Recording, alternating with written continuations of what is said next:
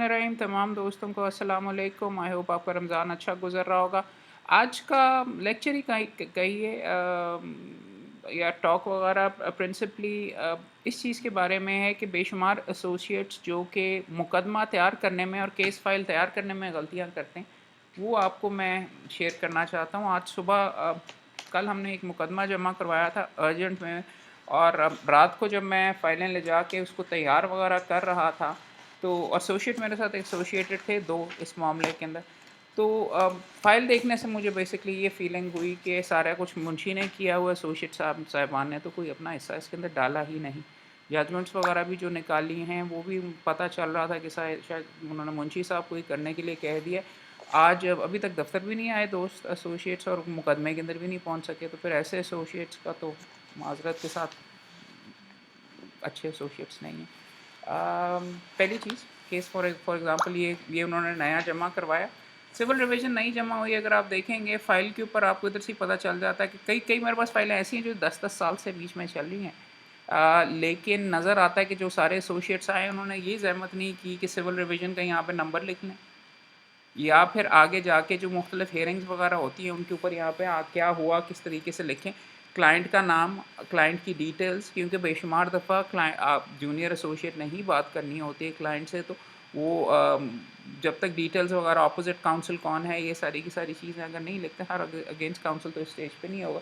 ये तो छोटी चीज़ें हैं, बट एक अच्छी चीज़ फॉर एग्ज़ाम्पल जो इसके अंदर थी वो भी शायद मुंशी साहब ने की है कि अब मैं अगर हाई कोर्ट में रिवीजन में जा रहा हूँ तो नीचे का रिकॉर्ड की ज़रूरत कभी कभार पड़ जाती है, तो वो सारी की सारी फ़ाइलें उन्होंने जमा करवाई हैं, उसकी अथॉरिटीज़, उसकी सारी की सारी चीज़ें।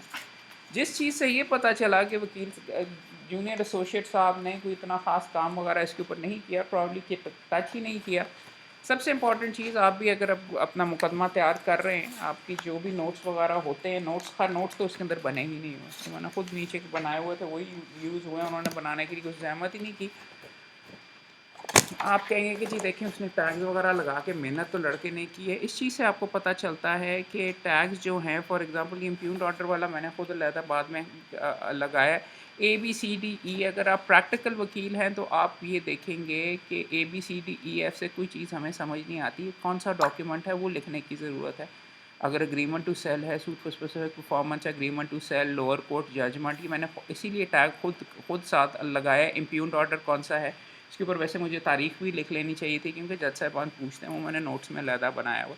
सो इम्पॉर्टेंट चीज़ पहली ये है कि आप फ़ाइल को, बेशुमार दोस्त हमेशा टैग्स वगैरह लगाते हैं, फ़ाइल को इस तरीके से येलो टैग्स है, यहाँ पे ऑरेंज टैग्स हैं, लगा के सूरजमुखी का फूल बना देते हैं, चारों तरफ लगे होते हैं टैग शैग वगैरह। लेकिन इंपॉर्टेंट डॉक्यूमेंट्स कौन से, और ये टैग्स लगाने की क्या ज़रूरत होती है असल में, कि आप इसलिए लगाते हैं कि जज जब आपसे कोई डॉक्यूमेंट इंपॉर्टेंट, आपने एंटिसिपेट करना होता है कि इंपॉर्टेंट डॉक्यूमेंट्स कौन से और जज कौन सा आपसे मांग सकता है, तो ताकि आप टटोलते ना फिरें, या आप ये जो इंडेक्स बना हुआ है उसको ना करें। इंडेक्स में भी देखें चीज़ें वगैरह चंद मिसिंग हैं, कॉपी ऑफ सूट की तारीख नहीं लिखी हुई, साथ अगले सफ़े के ऊपर अगर आप जाके, रात को मैं ये देख रहा था खुद, मुझे जाके ढूंढना पड़ा, ये जो शीट वगैरह भरी जाती है आप देखेंगे सूट की फाइलिंग की डेट पड़ी ही नहीं जा रही।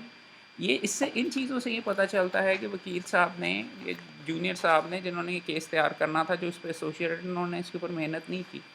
और इम्पॉर्टेंट चीज़ क्या है, एक इम्पॉर्टेंट इसके अंदर गलती वगैरह, रात को जाके सूपर स्पेसिफिक परफॉर्मेंस नीचे था, और दावा वगैरह सारे का सारा रिकॉर्ड, सारे के सारे नीचे के ऑडिट साथ लगा लिए, लेकिन सूट फॉर स्पेसिफिक परफॉर्मेंस में सबसे इंपॉर्टेंट डॉक्यूमेंट कौन सा होता है, अग्रीमेंट टू सेल, जिसकी आपको तामील करवाने के लिए, जिसकी तकमील करवाने के लिए आप आ रहे हैं, तो वो रिकॉर्ड के ऊपर लगा ही नहीं हुआ। मुकदमा दावा बना के, ड्राफ्ट बना के मैंने उनको दे दिया एसोसिएट्स को कि यार एनेक्सेस वगैरह लगा लेना, लेकिन किसी ना उन्होंने किया, और मैंने भी आंखें बंद करके साइन कर दिया कि लगा ही होगा। सुबह जाके जब मैं देख रहा था तो सुबह 9 बजे से पहले भाग दौड़ करके एग्रीमेंट टू सेल की फ़ोटो कॉपियाँ करवा रहा था। दूसरी इंपॉर्टेंट चीज़, एसोसिएट्स के साथ आपको बेशुमार चीज़ ये नज़र आएगी कि देखिए, आप जब रिवीजन में ऊपर हाई कोर्ट के अंदर आ रहे होते हैं, ज़्यादातर काम आपके लिए नीचे ऑलरेडी कर लिया होता है, क्योंकि आपने कोई जजमेंट दी होती हैं, दूसरी पार्टी ने कोई ना कोई जजमेंट्स दी होती हैं, तो एक एसोसिएट के लिए काम बहुत आसान है कि वो नीचे जाके देखे यार दूसरी पार्टी ने किन जजमेंट्स पर रिलाई किया, हमने किसके ऊपर रिलाई किया।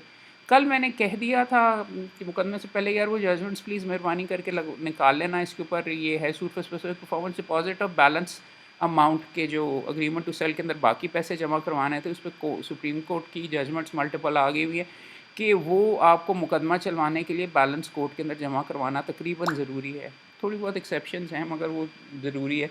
तो उसकी जजमेंट्स मैंने कहा था यार वो फ़लाँ केस के अंदर जो ऑलरेडी निकाले। इस चीज़ से मुझे पता चलता है कि एसोसिएट साहब ने एक फ़ोटोकॉपीज़ मुंशी साहब ने जज साहब के लिए भी एक अलहदा सेट बना लिया, मेरे लिए भी एक अलहदा सेट बना लिया। और वो ठीक है, लगता ये है कि मुंशी ने बनाया बिकॉज़ सुप्रीम कोर्ट की मल्टीपल जजमेंट्स होने के बावजूद मसूद जहांगीर साहब की सीएलसी की जो जजमेंट है, जो दूसरी पार्टी की थी, वो सबसे ऊपर लगाई हुई। जज साहब ने इसके ऊपर रिलाई नहीं किया अपने फैसले वगैरह के अंदर। बट इस चीज़ से नज़र आता है कि lack of attention of detail. बात ये है कि एसोसिएट ने मुकदमा इस तरीके से तैयार करना है कि जैसे उसने बहस करना है।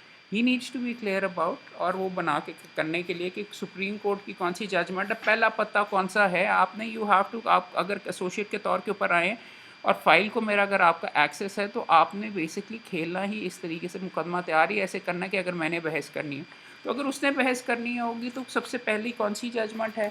और अगर जहाँ पे आपके पास 3 सुप्रीम कोर्ट की जजमेंट्स हैं, आप उसको तह में जाके देखिए। 2020 SCMR 171 लगी हुई है। बाकी ये नज़र आ रहा है कि मुंशी ने कॉपीज़ वगैरह नीचे वाले रिकॉर्ड की कर दी हैं, और एसोसिएट साहब और साहिबा ने वो खैर वो तो आज कोर्ट में भी नहीं आया अभी तक, यहाँ पर दफ्तर के अंदर भी नहीं आए। सो जैसे कि मैं पहले कह रहा था, थोड़ी सी भड़ास यहाँ पे निकालो। लेकिन देखिए इंपॉर्टेंट चीज़ ये है कि कल भी पिछला लेक्चर भी जो मैंने बनाया था, और गुफ्तगू होती है लेक्चर, तो इसलिए कह रहा हूँ, खैर आज थोड़ा सा गुस्से में हूँ तो इसलिए इसे लेक्चर कह रहा हूँ कि मकसद ये होता है कि यू हैव टू, ये जो आपको अपॉर्चुनिटी मिल रही होती है उसके ऊपर आपने काम करना है। और ये वीडियो आपके साथ शेयर करने के लिए उनकी तजलील तो नहीं, बहुत सख्त वर्ड है, बट नहीं करना उनका नहीं है एसोसिएट्स का, लेकिन ये है कि आप भी ये गलती ना करें। फ़ाइल को प्रॉपर्ली टटोलें और इस तरीके से देखेंगे जैसे कि आपने उसको इस्तेमाल करना है। आप सीपीसी स्पेसिफिक रिलीफ एक्ट, अगर स्पेसिफिक परफॉर्मेंस का सीपीसी स्पेसिफिक रिलीफ एक्ट, और शायद कॉन्ट्रैक्ट एक्ट, अगर सिविल मेजर एक्ट ले जाएँ तो अमूमन अच्छा होता है, वो चाहिए होता है। जजमेंट्स चाहिए होती हैं, जज के लिए जजमेंट निकालिए। और देखिए मैंने अपने जो ये ऑर्डर उसके बाद बैठ के अपनी वाली जो थी कॉपीज़, और फॉर एग्जांपल इंपॉर्टेंट गलती क्या थी, ये वाली जो जजमेंट है ये मेरे अगेंस्ट है, दूसरी पार्टी इसके ऊपर रिलाई कर रही है। तो जज को अगर मैंने पहला पता ही अपने ख़िलाफ़ वाला दे दिया, तो he is likely to focus on that particular thing कि यार ये इस तरीके से क्यों नहीं है। आपने केस बनाना होता है बतौर एसोसिएट और बतौर वकील के, जो आपकी बेस्ट स्ट्रेंथ है। बेस्ट स्ट्रेंथ मेरी ये है कि सुप्रीम कोर्ट की मल्टीपल जजमेंट्स हैं जिसमें उन्होंने लिखा हुआ है कि पहली तारीख के ऊपर पैसे जमा करवाएंगे, और पहली तारीख के ऊपर अगर पैसे बैलेंस अमाउंट नहीं जमा करवाएंगे तो उसके ऊपर दावा खारिज तस्लीम किया जाता है। इसके ऊपर फॉर एग्जांपल सबसे पहले जो सुप्रीम कोर्ट की जजमेंट आई थी, आई बिलीव 2018 की थी, 1.5 सफ़े की एक जजमेंट थी, वो यहाँ पे उन्होंने लगाई ही नहीं साहब। और बाकी जो रीसेंट जजमेंट्स हैं, हाँ 2021 SCMR 386 काजी फैज़ ईसा साहब की जजमेंट है, और बाकी वो सारी की सारी डेफिनेटली, हाँ एक लगी हुई है बीच में सबसे पहले, गलत कह रहा हूँ, 2017 SCMR 2022 एक सफ़े की जजमेंट थी, इतनी ज़्यादा डिटेल के अंदर नहीं थी, और CPLA चूँकि इसके अंदर डिसमिस हुई थी। उससे ज़्यादा इम्पॉर्टेंट ये है कि आप सुप्रीम कोर्ट की जो बाकी जजमेंट्स हैं वो आप निकाल के रखें। बताना ये चाह रहा हूँ कि तैयारी इस तरीके से कीजिए जैसे कि आपने ख़ुद केस तैयार करना है। खुद पढ़ें, आपने अगर टैग ही नहीं किया या मार्क ही नहीं किया, अंडरलाइन जो ऑर्डर है, इम्प्यूग्ड ऑर्डर, मैंने कहा इसी से पता चल जाता है कि इम्प्यूग्ड ऑर्डर मार्क किया हुआ है कि नहीं बंदे ने, कि उसकी तैयारी प्रॉपर्ली है कि नहीं। अदरवाइज़ अगर जज साहब कहेंगे अच्छा जी सर इम्प्यूग्ड ऑर्डर कौन से पेज के ऊपर है, तो आप फिर इंडेक्स खोलना शुरू करेंगे और वो टटोलेंगे, और उसके अंदर कई दफ़ा होता है कि इंडेक्स के अंदर काफ़ी ज़्यादा अगर डॉक्यूमेंट इम्प्यूग्ड ऑर्डर एंड ऑर्डर्स गले से उतारा गया है। इम्प्यूग्ड ऑर्डर उसको कहते हैं कौन से पेज पे, 54 टू 93 पे है कि 54 पे कि इन बिटवीन किसी जगह के ऊपर किया हुआ। तो इसलिए ऐसी चीज़ों के अंदर ये पढ़ के अटेंशन टू डिटेल आपकी यहाँ से होती है, सफ़ा 56 के ऊपर है।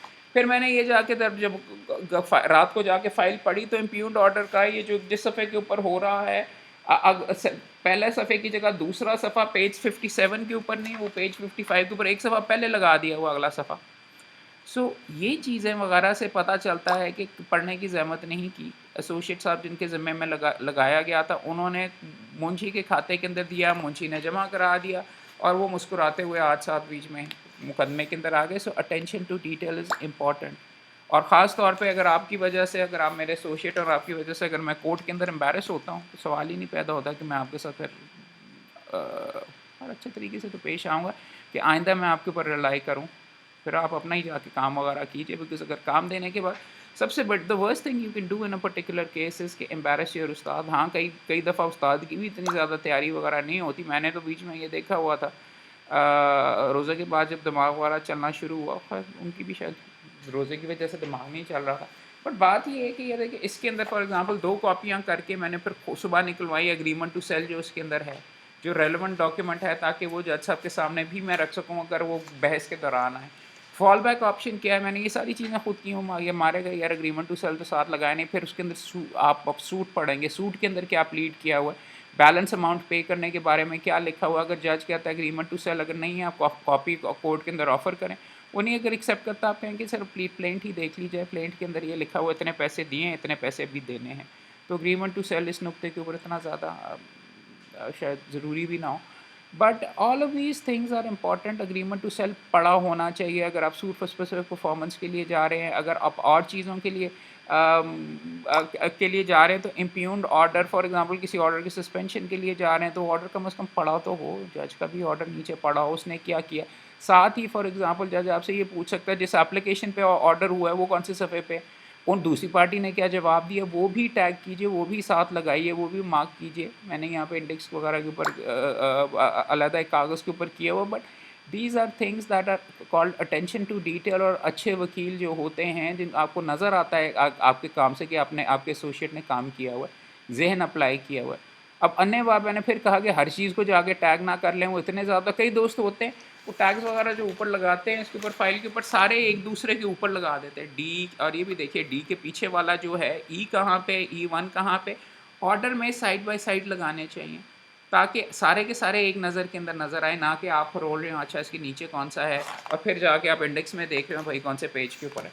तो these are things that I think attention to detail जो एक मेहनती एसोसिएट के अंदर होनी चाहिए और जो उसके काम से नज़र आनी चाहिए और जिससे सहूलत होती है। और दीज आर गुड हैबिट्स जो कि आप खुद अगर करना शुरू कर दें। मैं फॉर एग्जांपल अगर नया एसोसिएट आया भी है ना तो उसको मैं कहता हूँ जाओ पहले यार ये टैगिंग वगैरह करनी शुरू करो। ये मीनियल वर्क नहीं है, ये इसका मकसद ये होता है कि फ़ाइलों को आप फरोलेंगे तो आपको पता चलेगा ऑर्डर किस तरीके का होता है, कौन कौन से डॉक्यूमेंट्स इसके अंदर इंपॉर्टेंट होते हैं। ये एक्सरसाइज इसलिए आपको करवाई जाती है। कराटे किड वाली फिल्म देखी है? उसके अंदर अगर आप जो पहला वाला कराटे किड 1 के अंदर फ़िल्म अगर आप देखें हैं तो उसके अंदर एक बाबा जी होते हैं, वो बच्चे को कराटे से उसके पास सीखने के लिए आता है, उसको कराटे नहीं सिखाते, उसको कहते हैं कि यार ये चीज़ यूँ-यूँ करके साफ़ करो, ये चीज़ यूँ-यूँ करके साफ़ करो, यूँ करके पेंट करो फेंस के ऊपर और इस तरीके से। थोड़े अरसे के बाद वो बच्चा तंग आके कह देता है कि ये क्या मेरे से बच्चों वाले नौकरों वाले सारे के सारे मेरे से काम तुम करवा रहे हो, तुम्हारा ये ये कि इसको कहते हैं उसको तकरीबन छोड़ के जाने लगता है। तो वहाँ पे जो उसका उस्ताद होता है उस पे अटैक करता है तो वो इस तरीके से उसको अपने उसके अटैक को डिफेंड वगैरह करता है कि जो चीज़ें आपसे करवाई जा रही होती हैं वो आपकी टेक्नीक बन रही होती है, वो टेक्नीक आप आगे जाके इस्तेमाल करते हैं। मैं नीचे लिंक के अंदर लिख दूँगा जिस चीज़ की आप बात मैं कर रहा हूँ, कराटे किड की फ़िल्म देखिएगा। हमारी जवानी की बहुत अच्छी और बहुत ज़बरदस्त है। नई वाली रीमेक नहीं, ओरिजिनल डैनियल रूसो के साथ जो थी वो भी ज़रूर चेक कीजिएगा आज के लिए। नहीं काफ़ी हँस के चलें, मूड थोड़ा-सा अच्छा हो गया है। अब मुकदमे का बाय द वे, हाँ, मुकदमे का जज साहब ने, मैं सुबह इतनी तैयारी करके गया तो जज साहब ने कह दिया मैंने नहीं सुनना, कोई और जज सुनेगा। तो अभी कोशिश हम करेंगे किसी और जज के पास वो जाके केस लगे। बट शायद एसोसिएट्स को पहले से ही पता था, इसलिए उन्होंने आने की नहीं ज़हमत की, उन्होंने कहा ये खुद ही जाके कर लेगा।